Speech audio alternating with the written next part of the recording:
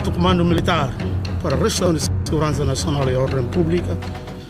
Welcome to First Africa Voice. Today we take you to Guinea-Bissau, where militaries currently seized power, arrest president and shut down borders. The question millions around the world are asking is why? But Guinea-Bissau's military revealed it all on live television. Gunshot echo across Guinea-Bissau.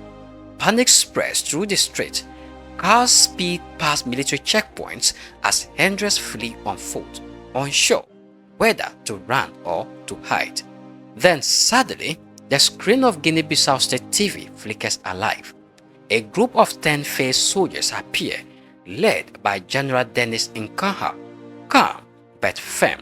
He reads a statement that sends shockwaves across Africa and the world. We have formed the High Military Command for the restoration of order. The president has been deposed. Borders are closed. Curfew begins immediately. We urge the population to remain calm. Just hours earlier, President Umaro Sissoco Embaló had reportedly called France 24 to say only 4 words: I have been deposed. What happened? Why now?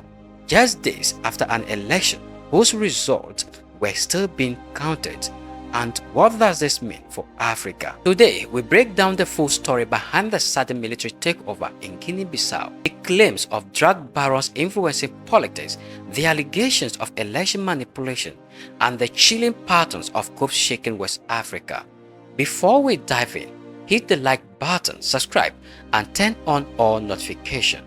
Now, let's zoom in. The first signs of chaos appeared around 13 GMT when residents heard heavy gunfire near the presidential palace.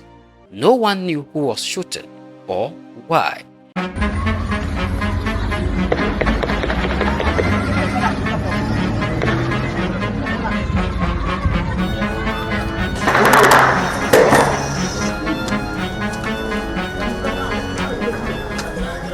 Within hours, government sources told BBC that President Umaro Sissoco had been arrested. Top political figures including Fernando Diaz and Domingo Pereira were also detained. Even the Army Chief General Biagwe Na Nta and his deputy were taken into custody. This wasn't a skirmish. This was a full-blown power seizure. Witnesses described the city going from normal to empty in minutes. Media reported hundreds fleeing, abandoning cars and shops as troops took positions. When the officers appeared on state TV, their message was clear. The electoral process was suspended, borders were closed, a nighttime curfew was imposed, and most importantly, they claimed they intervened to stop a plot by unnamed politicians with the support of a well-known drug baron trying to destabilize the country. Profundamente comprometido com os valores de segurança nacional. Deeply committed to the values of national security, civil peace, the defense of the country's territorial integrity, and the independence of Guinea-Bissau, the High Military Command for the Restoration of National Security and Public Order is reacting to the discovery of an ongoing plan to destabilize our country. Reage à descoberta de plano em curso de desestabilização do nosso país para a operacionalização da qual se montou esquema. To carry out this plan, an operational scheme had been put in place by certain national politicians with the participation of well-known national and foreign drug barons, as well as an attempt to manipulate electoral results. Nacionais e estrangeiros, bem como tentativa de manipulação de resultados eleitorais. Para a efetivação desse plano, foi descoberto pelo serviço. The implementation of this plan was uncovered by the State Intelligence Service using a depot of war weaponry. De armamento de guerra.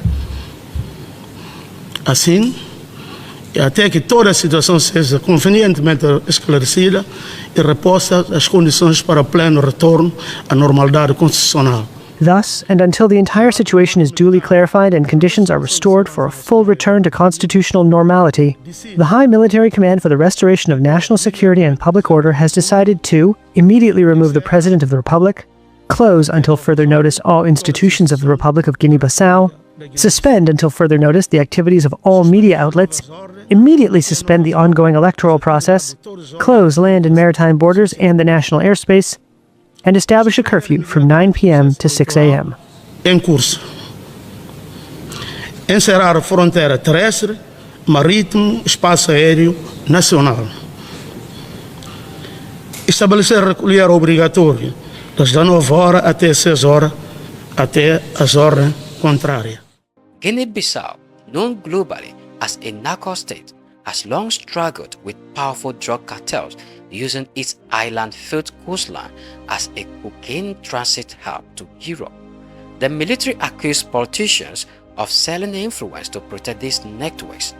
At the time of the coup, Guinea-Bissau was awaiting the results of its presidential elections. Both leading candidate President Umaro and his rival Fernando Diaz had already claimed victory. This set the stage for a potential showdown. The African Union and ECOWAS observers described the election as orderly and peaceful, and both candidates had reportedly agreed to respect the result. But not everyone trusted the process. Embaló was attempting to secure a second term, something no president had achieved in over 30 years. Critics accused him of manipulating institutions, fabricating coup attempts, silencing opposition. To many, the election was already tainted by suspicion.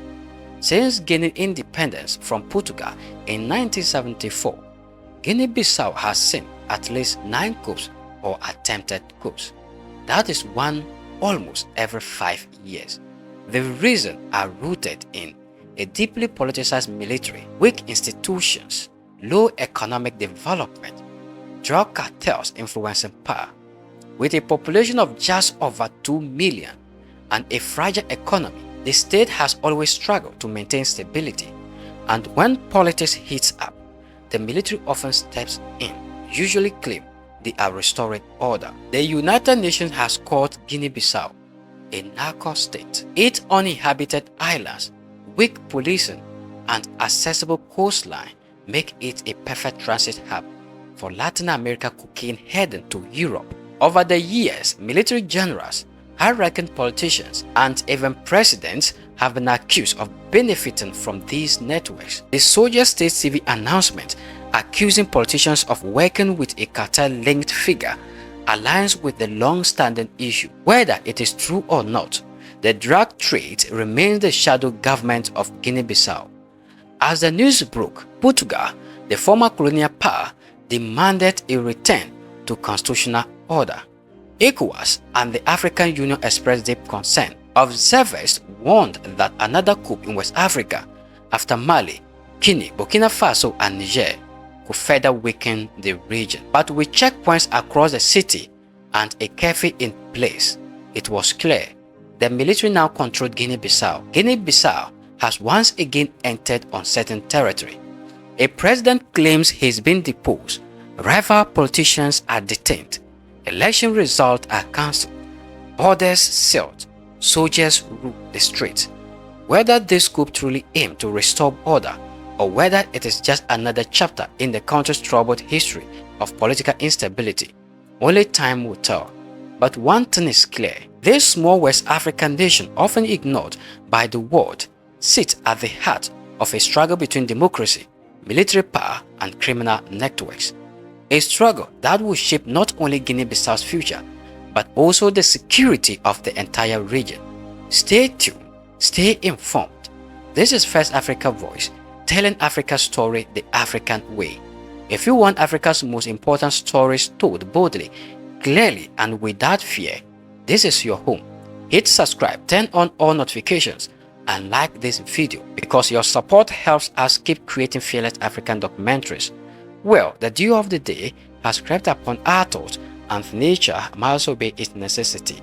Here is where we draw the curtains. Until we meet again in the next video, my name is Paul Lingu, the Africa Orator.